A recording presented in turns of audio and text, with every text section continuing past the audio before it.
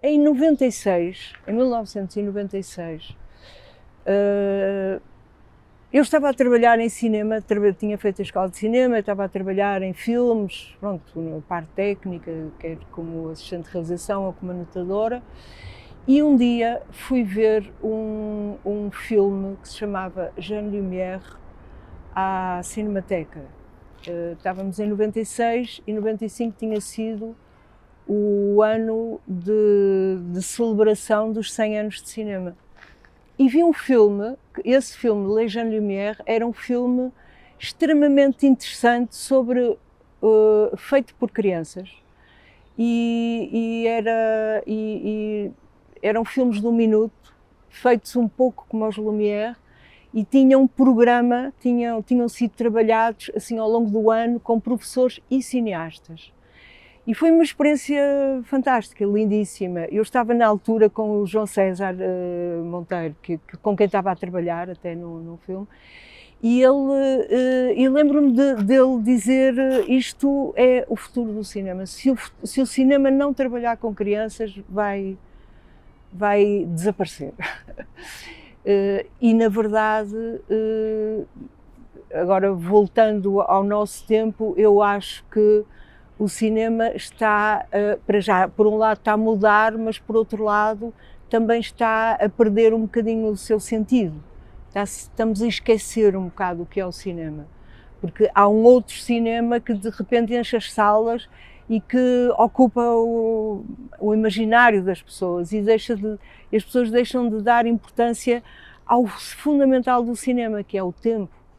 É o tempo, é o olhar para as coisas, é filmar o que está à nossa volta, é imaginar também, não é? E, portanto, aquilo ficou assim na nossa cabeça e uns anos mais tarde, quando nos convidaram para trabalhar na Porto 2001, e havia um desejo de trabalhar com crianças, nós tentamos criar alguma coisa com isso, através disso.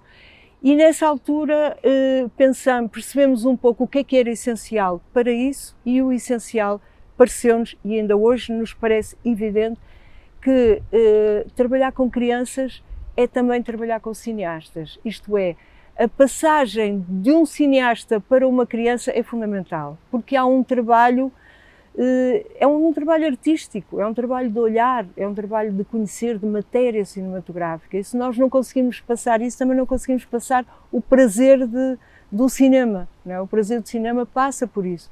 E, portanto, nós começamos a fazer algumas oficinas com crianças dos meios mais isolados, mais duros, como não havia material pedagógico nessa altura que nos parecia importante, fomos entrando em contacto com outras entidades, e foi aí que descobrimos em França o célebre livro Hipótese de Cinema, do Alain Bergalat, que foi a nossa Bíblia, e que foi agora editado, acho que é bom saber isso, foi agora editado pelo PNA, Plano Nacional das Artes, e portanto é um livro, neste momento, com uma tradução portuguesa, mas é um livro que andou por todo lado, o que ele diz é assim: eu sou convidado, ele escreve imenso, faz imensa coisa, é cineasta também e professor, e escreve imenso, faz imensos livros sobre realizadores e tal, mas foi este livro que mais marcou o trabalho dele, o livro A Pedagogia. E, portanto, ele também foi convidado na altura pelo Jacques Lang para lançar a missão da educação para o cinema na escola, não é? Também teve um bocado esse... E foi aqui, a este projeto, de que ele é um dos fundadores, que ele foi buscar as bases para esse trabalho. Portanto, como nós fomos dialogando com ele e trabalhando com ele a partir dos materiais dele, eles convidaram-nos para participar no projeto dele. Isso foi uma coisa que iniciou para nós um trabalho muito forte de o que é isto da missão, que missão é esta. E esse objetivo fomos trabalhando em conjunto, nós fazemos parte do projeto deles desde 2006, e fomos trabalhando em conjunto e fomos refletindo de ano para ano, E um dos aspectos que eu acho mais fortes neste projeto, fortes também para pessoas que são cineastas e não professores, é que ano a ano se trabalha uma questão de cinema diferente. É uma questão de cinema básica, que entra em todos os filmes, mas que é diferente de ano para ano, o que nos obriga a pensar sobre ela. Por exemplo, este ano trabalhamos centrado-descentrado. O que é que isso quer dizer? A ideia de centrar, centramos-nos sobre alguma coisa ou descentramos para contar de uma maneira diferente ou de outra maneira, ou para encontrarmos formas diferentes de a contar, para não ser uma historinha, não é? Pronto.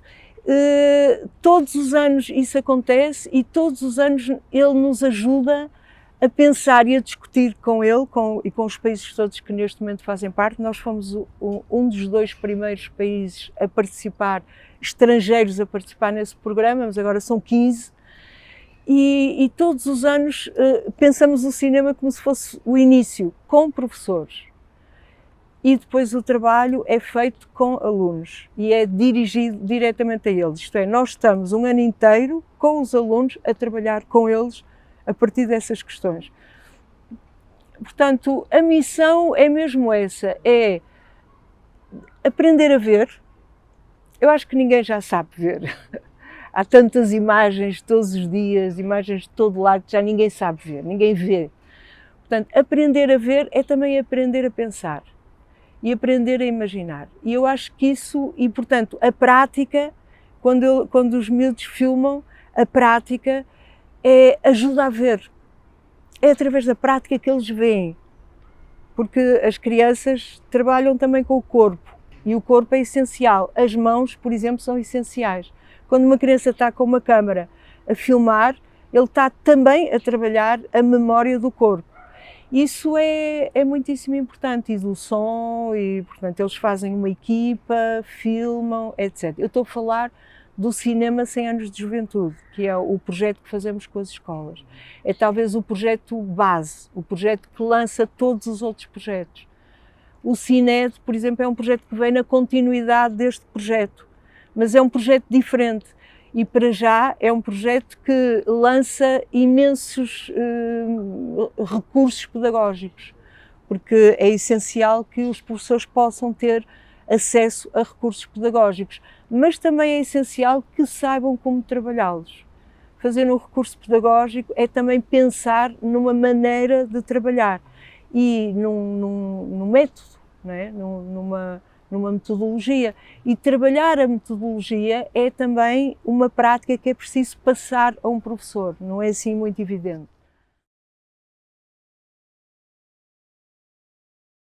O ciclo no País de Cinema, e tudo isto se cruza, todos os nossos projetos se cruzam. O ciclo no País de Cinema aparece porque no ano 2001, no ano 2001 não, começou no ano 2000. Na Porto 2001 nós começamos por fazer, eu e o Pierre-Marie Goulet, que tinha bastante experiência disso, na altura não tinha nenhuma, fomos convidados para fazer um ciclo de cinema.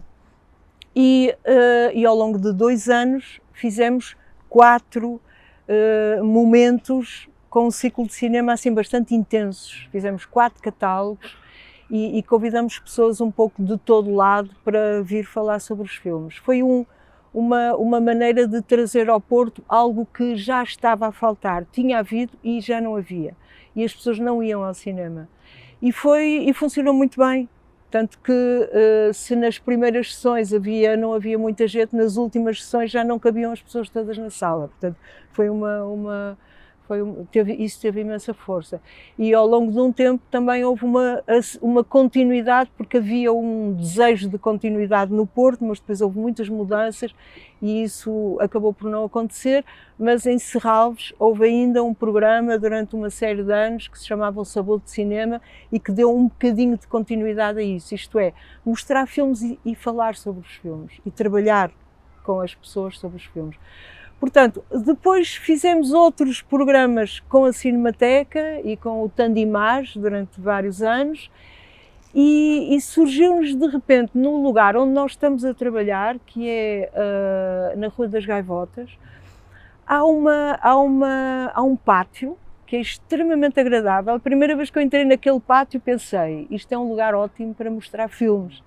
Mas foram eles que nos propuseram, as pessoas que trabalham para o Polo Cultural das Gaivotas, que de repente tiveram vontade de fazer um programa com teatro, cinema, música, etc. e nos convidaram. E a partir daí, já foi há bastantes anos, já foi há 7 anos, passamos a fazer todos os anos um ciclo.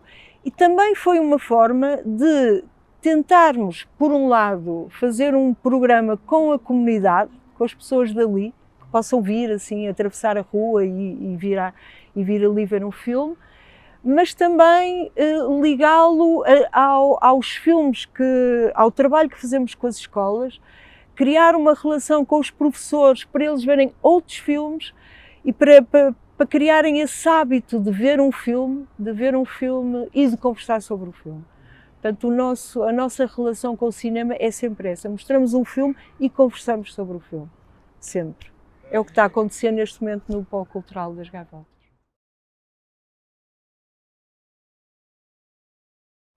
A Terra e o Mundo foi um tema que surgiu, que começamos a pensar. Já há um ano que temos estado um pouco a trabalhar isso.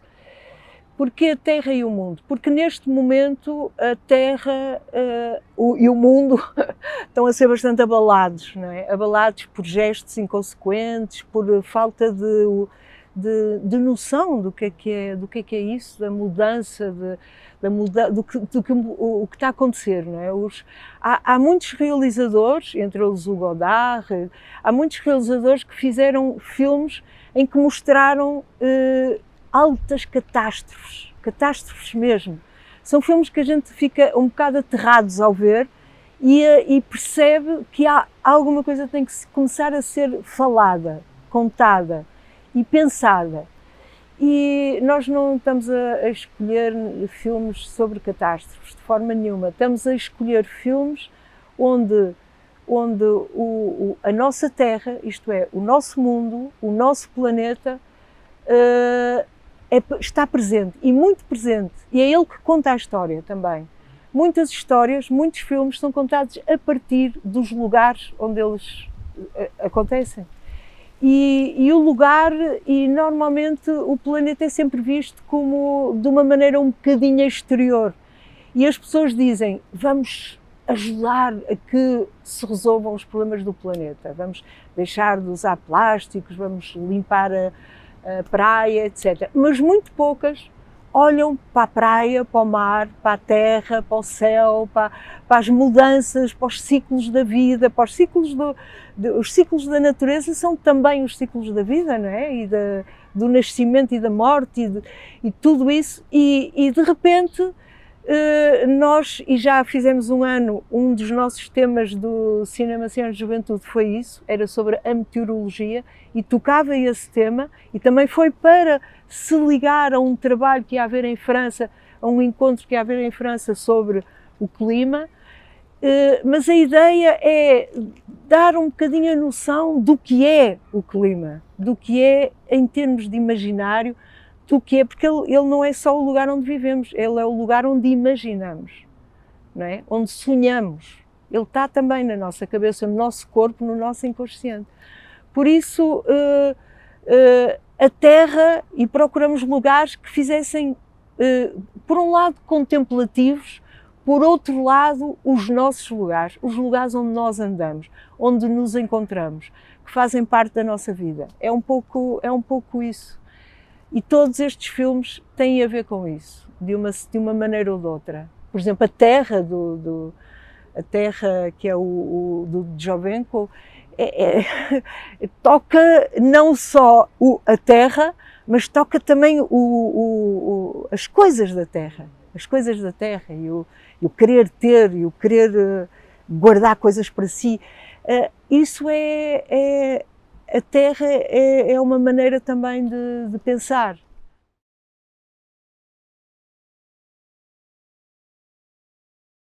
São informais, são muito importantes, porque muitas destas pessoas, fazemos sempre, tentamos sempre que eles falem também, porque a maior parte das pessoas que vão ver estes filmes não estão muito habituadas. Há uma parte que vai ver porque quer ver este filme, mas há uma boa parte que vai ver e que não está habituado a ver cinema. E, portanto, o cinema é algo que já não estão muito habituados a pensar. Por isso, quando um filme acaba e nós nos reunimos ali a falar sobre o filme, começamos a falar a pouco e pouco sobre o interior do filme, o que é que o filme nos contou, em que é que ele nos tocou, o que é que nós vimos. E isso obriga as pessoas a pensar. É bom, é muito bom para elas. É por isso que eu acho que elas têm vontade de ficar, porque também têm vontade há coisas que viram, mas que não perceberam. E é normal, o filme não é para perceber, aliás, o filme é para sentir.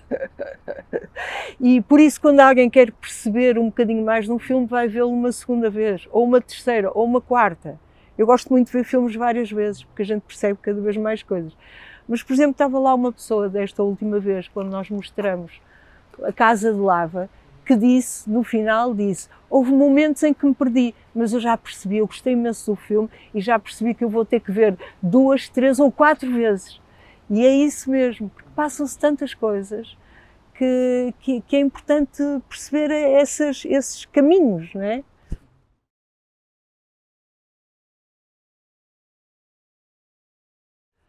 Não sei, eu olho, quer dizer, eu acho que em Portugal há um cinema que ainda se diz um cinema livre.